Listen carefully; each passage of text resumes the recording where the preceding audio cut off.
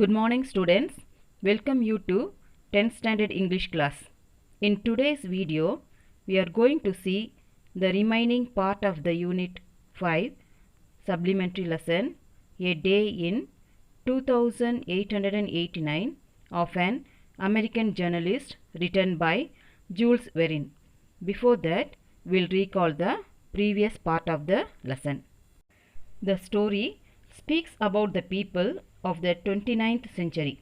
In this futuristic story, written in 1889, the writer describes how he visualizes the world 1,000 years later, a world of technological advancement.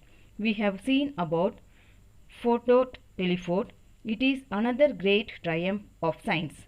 The transmission of speech by the electric current was very old. The transmission of images along with audio. This helped to have a live video call with our dear ones. Here, Francis Bennett switched on phonotelephone. His wife appeared in the telephotic mirror. When his name was spoken, he went into his mechanized room where the machine dressed and buttoned him from top to toe. Francis Bennett went into the reporter's room and questioned one of the 10 astronomical reporters. The scientist of the Bennett factory started working out some mechanical means of turning our satellite right round. On the whole, Francis Bennett had reason to be satisfied. Now, we'll see the remaining part of the story from the textbook, page number 155. The next room, a broad gallery about quarter of a mile long, was devoted to publicity, and it will may be imagined what the publicity for such a journal as the Earth Herald had to be. It brought in a daily average of $3 million. They are gigantic signs reflected on the clouds, so large that they can be seen all over a whole country. From the gallery, 1,000 projectors were unceasingly employed in sending to the clouds on which they were reproduced in colors these inordinate advertisements. Now, we'll see the explanation for this passage now. So, the next room was devoted to the publicity, and the breadth of the gallery was about a quarter of a mile long. Next, the gallery brought in a daily average of $3 million. From that gallery, 1,000 projectors were unceasingly employed in sending to the clouds the inordinate advertisements. At that moment, the clock struck 12. The director of the Earth Herald left the hall and sat down in a rolling armchair. In a few minutes, he had reached his dining room, half a mile away, at the far end of the office. The table was laid and he took his place at it. Within reach of his hand was placed a series of tabs, and before him was the curved surface of a phonotelephone on which appeared the dining room of his home in Paris. Mr. and Mrs. Bennett had arranged to have lunch at the same time. Nothing could be more pleasant than to be face to face in spite of the distance, to see one another and talk by means of the phonotelephonic apparatus. We'll see the explanation for this paragraph. So here it tells about the system of communication and means of transport. So when the clock struck 12, the director of the Earth Herald left the hall and sat down in a rolling armchair. In a few minutes, he reached the dining hall. The table was laid and he took his place.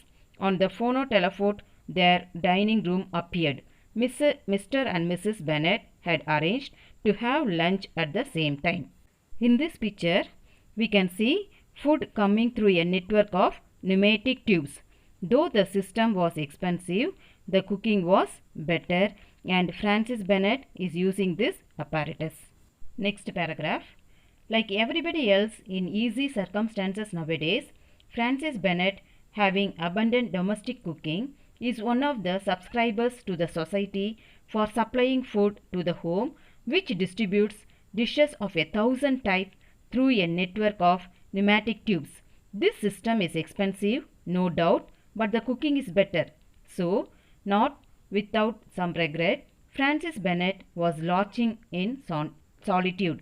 He was finishing his coffee when Mrs. Bennett, having got back home, appeared in the telephoto screen. Now we'll see the meaning for pneumatic tubes. That is, the tubes containing or operated by air or gas under pressure.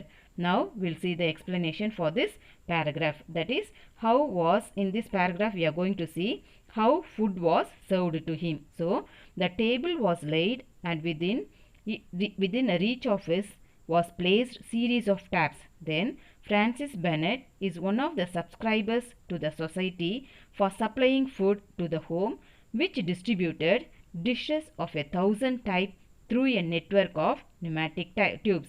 Though the system is expensive, the cooking is better. He was launching in solitude. Solitude means sitting alone. Next paragraph. When he had finished his lunch, he went across to the window where his aerocar was waiting. Where are we going, sir? Asked the aero coachman. Let's see. I've got time, Francis Bennett replied. Take me to my accumulator works at Niagara. So here we'll see what is the meaning for accumulator. Accumulator means a large rechargeable electric cell. So here Francis Bennett, after finishing his lunch, he is getting ready to go to Niagara to his accumulator where it works in Niagara. Next paragraph. The aero car shot across space at a speed of about 400 miles an hour. Below him were spread out the towns with their moving pavements which carry the wayfarers along the streets and the countryside covered as though by an immense spider's web by the network of electric wires. Let's see the meaning for wayfarers. Wayfarers means a person who travels on foot. So he is going to travel in his aero car and he is going to see the view of his city. In this picture, we can see the countryside covered as though by an immense spider's web by the network of electric wires. When he finished his lunch, he went across space by aero car. It went at a speed of about 400 miles an hour. Below him, he saw the towns with moving pavements with the wayfarers along the streets. Within half an hour, Francis Bennett had reached his works at Niagara, where, after using the force of the cataracts to produce energy, he sold or hired it out to the consumers. Then he returned by way of Philadelphia, Boston and New York to Centropolis, where his aero car put him down about 5 o'clock. The waiting room of the Earth Herald. Here, the countryside looked like a network of electric wires. After visiting Niagara, he returned to New York by way of Philadelphia and Boston. The waiting room of the Earth Herald was crowded. A careful lookout was being kept for Francis Bennett to return for the daily audience he gave to his petitioners. Among their different proposals, he had to make a choice, reject the bad ones, look into the doubtful ones, and welcome the good ones. He soon got rid of those who had only useless or impracticable schemes. A few of the others received a better welcome, and foremost among them was a young man whose broad brow indicated a high degree of intelligence. Here we'll see the meaning for impracticable. Impracticable means not able to be done. We'll see the explanation for this. Here it tells about the high degree of intelligence. A huge crowd waited to receive at the waiting room of the Earth Herald. The crowd came up with a lot of proposals. Among them was a young man with a high degree of intelligence. Sir, he began, though the number of elements used to be estimated at 75, it has now been reduced to 3, as no doubt you are aware. Perfectly, Francis Bennett replied. Well, sir, I am on the point of reducing the 3 to 1. If I don't run out of money, I'll have succeeded in 3 weeks. And then, sir, I shall really have discovered the absolute. Here, one of the reporters said that he was going to make a complete human being without a soul. And the results of that discovery, it will be to make the creation of all forms of matter easy: stone, wood, metal, and fibrin. Are you saying you are going to be able to construct a human being complete? The only thing missing will be the soul. Francis Bennett assigned the young fellow to the scientific editorial department. So here, fibrin means protein formed during the clotting of blood. And here the second young man, that is another scientist, is telling that he is going to make the human being. The only thing missing in that human being is the soul. So he refers to the robot. A second inventor, using as a basis some old experiments that dated from the 19th century, had the idea of moving a whole city in a single block. He suggested as a demonstration the town of Saf, situated 15 miles from the sea. After conveying it on rails down to the shore, he would transform it into a seaside resort. Francis Bennett, attracted by this project, agreed to take a half share in it. So here we'll see the explanation for this now.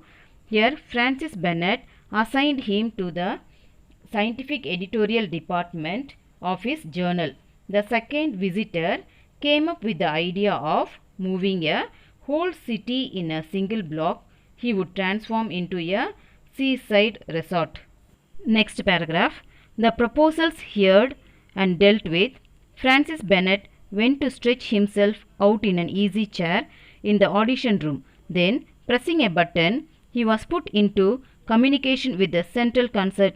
After so busy a day, what charms he found in the works of our greatest masters, based on a series of delicious harmonico-algebraic formulae. During his meal, phonotelephonic communication had been set up with Paris. Here we will see the meaning for algebraic. That is, it is a branch of science in which letters and symbols are used to represent. So, we will see the explanation for this now. The waiting room of the Earth Herald was crowded with different proposals. He assigned 2 men's brilliant proposal to work and went for his lunch. Francis Bennett received a message from his wife, Mrs. Edith, that she was going to come to Centropolis by tube, which travels from Paris in 295 minutes. When do you expect to get back to Centropolis, dear Edith? Asked Francis Bennett. I am going to start this moment. By tube or aerotrain? By tube. Then you will be here at 11:59 this evening. Paris time. No, Centropolis time. Goodbye then, and above all, don't miss the tube. So here, Centropolis refers to the name of New York in 2889. We'll see the explanation for this now. Here it tells about the phonotelephonic system. That is, during his meal, phonotelephonic communication had been set up with Paris. His wife Edith appeared from France. He asked her when and how she would return. She said she would return by tube at 11:50 that evening. Then Francis Bennett went to take a bath, which was already there in the office. These submarine tubes, by which one travels from Paris in 295 minutes, are certainly much preferable to the aero trains, which only manage 600 miles an hour. Last paragraph. Francis Bennett, very tired after so very full a day, decided to take a bath before going to bed. There was always a bath already in the office. He touched the button. A rumbling sound began, got louder, increased. Then one of the doors opened and the bath appeared, gliding along on its rails. So here we'll see what is submarine tubes. That is, underwater tubes fitted to submarines. It will be in a cylinder shaped device. So using that, they are using that one to cross, that is preferable to the aero trains, which only manage 600 miles per hour. So here we'll see the explanation for the last paragraph. So here Francis Bennett, after the day's work, he thought that a bath would refresh him. Everything is done by machinery. He pressed a button, the bathtub appeared. Thus the writer, Jules Verne, gives a very detailed futuristic world for the reader. For this century people, some of those mentioned inventions are old and very much in use. Students, hope you have understood this story. Kindly go through the lesson once again. It is already given in the PDF and prepare for the midterm test. Thank you students. May God bless you.